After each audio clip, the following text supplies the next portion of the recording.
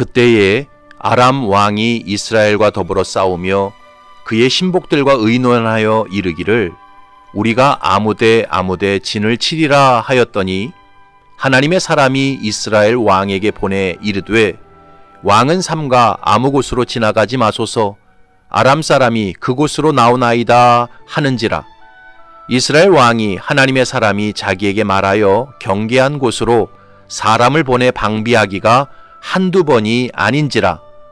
이러므로 아람 왕의 마음이 불안하여 그 신복들을 불러 이르되 우리 중에 누가 이스라엘 왕과 내통하는 것을 내게 말하지 아니하느냐 하니 그 신복 중에 한 사람이 이르되 우리 주 왕이여 아니로소이다.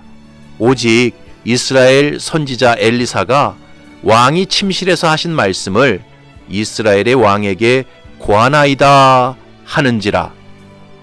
아멘.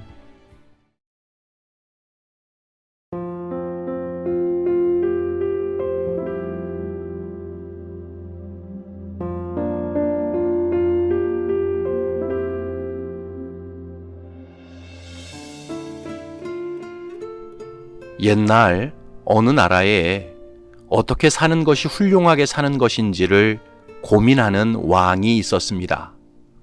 이 왕은 아무리 고민해도 그 답을 찾을 수가 없었습니다. 그래서 신하들에게 전국에서 가장 지혜로운 학자를 찾아오라고 명령을 내렸습니다. 신하들이 전국을 샅샅이 뒤져서 마침내 가장 지혜롭다고 알려진 학자를 왕 앞에 데리고 왔습니다. 왕이 학자를 보자마자 이렇게 물었습니다. 나는 평생 어떻게 사는 것이 훌륭한 인생인지를 고민했소이다. 하지만 아직 그 답을 찾지 못했소. 도대체 어떻게 사는 것이 훌륭한 인생이요? 그때 학자는 별로 어려운 문제가 아니라는 듯 이렇게 대답했습니다. 왕이시여, 훌륭한 인생을 살고자 한다면 두 가지만 하시면 됩니다.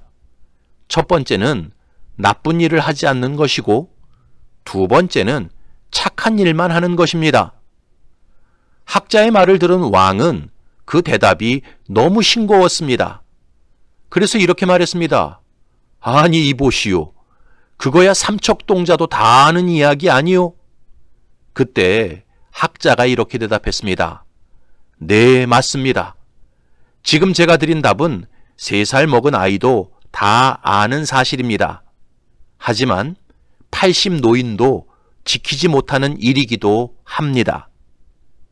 여러분, 우리가 인생을 복되게 살지 못하고 훌륭하게 살지 못하는 이유는 그 답이 너무 어렵기 때문이 아닙니다. 사실은 너무나 간단하고 단순한 답인데 그 답대로 순종하지 않기 때문입니다. 오늘 본문에 보면 아람 왕이 복병을 보낼 때마다 엘리사 선지자가 그 형편을 미리 알아채고 북이스라엘 왕에게 경고했습니다. 그러면 북이스라엘 왕이 미리 군대를 보내서 복병이 쳐들어올 길목을 방어했습니다. 그래서 아람 왕의 계략이 번번이 수포로 돌아갔습니다.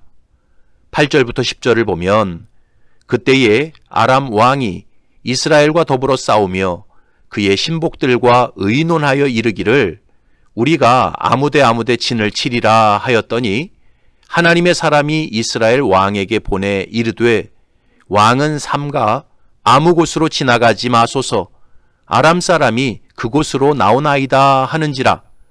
이스라엘 왕이 하나님의 사람이 자기에게 말하여 경계한 곳으로 사람을 보내 방비하기가 한두 번이 아닌지라.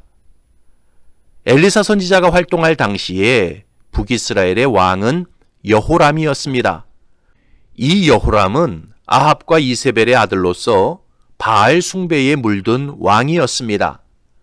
하지만 당시 엘리사 선지자의 영감이 워낙 뛰어났고 또 놀라운 이적과 표적을 많이 나타냈기 때문에 여호람은 속으로 바알을 섬기면서도 아쉬울 때마다 엘리사 선지자의 조언을 들었습니다.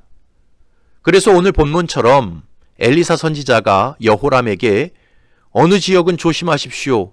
그 지역으로 아람 군대가 쳐들어올 수 있습니다. 라고 말하면 그 말을 허투루 듣지 않았습니다. 잘 귀담아 듣고 미리 군대를 보내서 방어했습니다. 그 결과 아람 왕의 계획이 번번이 막혔고 북이스라엘을 잘 방어할 수 있었습니다. 여호람은 결코 하나님만을 경외하는 온전한 왕이 아니었습니다. 아주 세속적이었고 두 마음을 품은 가증한 왕이었습니다. 하지만 그럼에도 불구하고 하나님의 사람 엘리사 선지자가 하는 말은 결코 허투루 듣지 않았습니다. 무조건적으로 순종했습니다. 그랬을 때 나라의 안위를 잘 지킬 수 있었습니다. 우리는 이 본문을 보면서 순종이 능력이라는 사실을 분명히 깨달아야 합니다. 어떤 분은 그렇게 생각할 수 있습니다. 그래도 엘리사 선지자가 워낙 영감이 넘치는 사람이고 하나님의 계시를 받은 특별한 사람이니까 여호람이 그의 말을 잘 들은 거지, 그렇게 생각할 수 있습니다. 그러나 그렇지 않습니다. 여호람의 아버지였던 아합은 엘리사의 스승이었던 엘리야가 선포하는 말씀을 절대로 귀담아 듣지 않았습니다. 그래서 3년 반 동안 가뭄의 고통을 겪어야 했습니다. 많은 사람들이 특별한 사람의 특별한 계시는 귀담아 들으려고 합니다. 자칭 기도 많이 하고 신령한 은사를 가진 사람의 예언은 들으려고 합니다. 그래야 인생이 풀리고 문제가 해결될 것이라고 생각합니다. 그러나 성경을 보면 전혀 그렇지 않습니다. 하나님께서는 성도가 생명을 얻고 복을 얻는 길을 이미 분명하게 공적으로 다 말씀해 놓으셨습니다. 신명기 30장에 이런 말씀이 있습니다. 내가 오늘 하늘과 땅을 불러 너희에게 증거를 삼노라. 내가 생명과 사망과 복과 저주를 네 앞에 두었은즉 너와 네 자손이 살기 위하여 생명을 택하고 네 하나님 여호와를 사랑하고 그의 말씀을 청종하며 또 그를 의지하라. 그는 내 생명이시요 내 장수이시니 여호와께서 내 조상 아브라함과 이삭과 야곱에게 주리라고 맹세하신 땅에 네가 거주하리라. 하나님의 말씀은 하늘과 땅을 불러 증인을 삼을 정도로 명명백백한 말씀입니다. 공적인 말씀입니다. 소수의 사람들에게만 은밀하게 알려진 말씀이 절대 아닙니다.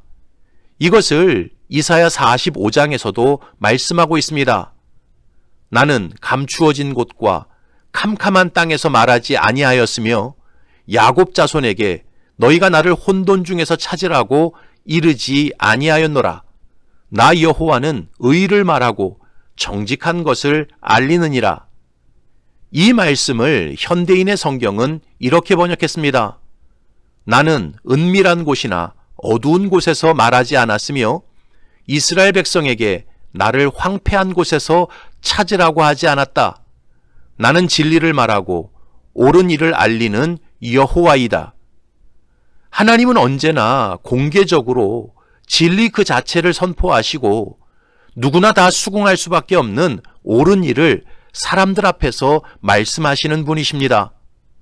문제는 그 말씀에 순종하느냐 순종하지 않느냐입니다.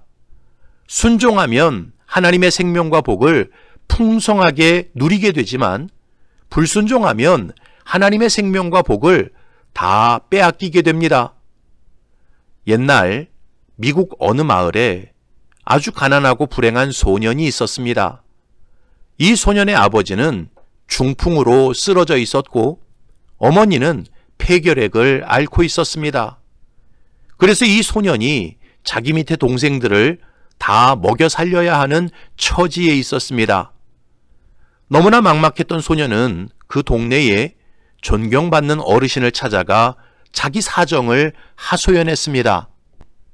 그 어르신은 소년의 딱한 사정을 듣고 이렇게 말해 주었습니다. 얘야, 네가 만약 내 말대로 한다면 너는 반드시 복된 사람이 될 것이다. 뉴욕에 내가 아는 사람 가운데 양초 공장을 하는 분이 있다. 내가 너를 그리로 보내줄 테니까 너는 거기 가서 일하면서 하나님을 잘 섬기거라. 반드시 주일은 거룩하게 지키고 내 소득의 10분의 1은 정직하게 구별해서 하나님께 드려라. 혹시 내가 돈을 많이 벌더라도 항상 겸손하게 하나님을 섬겨라. 그러면 너는 반드시 하나님의 복을 받게 될 것이고 하나님께서 너를 높여주실 것이다. 소녀는 어르신의 말을 따라서 뉴욕으로 갔습니다. 소개받은 양초 공장에서 성실하게 일하면서 그 어르신의 분부대로 주일 성수도 하고 11조 생활도 하고 교회에서 봉사도 했습니다. 온전히 순종하는 신앙생활을 했습니다. 그러다 보니까 주변 사람들로부터 신임을 받게 되었습니다. 그러던 어느 날 양초 공장 사장이 갑자기 세상을 떠나게 되었습니다. 사장은 죽기 전에 평소에 자기가 신임했던 이 청년에게 공장을 맡겼습니다. 청년이 그 공장을 운영하면서부터 회사는 더욱 번창하기 시작했습니다. 나중에 이런저런 신제품을 만들었는데 그게 다 히트를 쳤습니다. 특별히 이 청년이 세계 최초로 튜브형 치약을 개발하게 되었는데 그게 전 세계적으로 엄청난 인기를 얻게 되었습니다. 큰 돈을 벌게 되었습니다. 이 청년이 누구냐 하면 바로 콜게이트 팜 올리브라고 하는 세계적인 세제 회사를 만든 윌리엄 콜게이트였습니다. 그는 나중에 자기 수입의 절반을 하나님께 드릴 정도로 하나님을 잘 섬겼고 큰 복을 받았습니다. 사랑하는 성도 여러분, 하나님의 생명과 복은 오직 순종하는 사람에게만 주어집니다. 순종이 능력입니다. 바라기는 저와 여러분들이 이미 알고 있는 말씀이라고 해서 가볍게 생각하지 말고 이미 들은 말씀이라고 해서 우습게 여기지 마시기 바랍니다. 하나님의 말씀이라면 무조건 순종하시기 바랍니다. 그래서 지금도 살아 역사하시는 하나님의 능력과 복을 풍성하게 체험하시기를 주님의 이름으로 축원합니다. 아멘.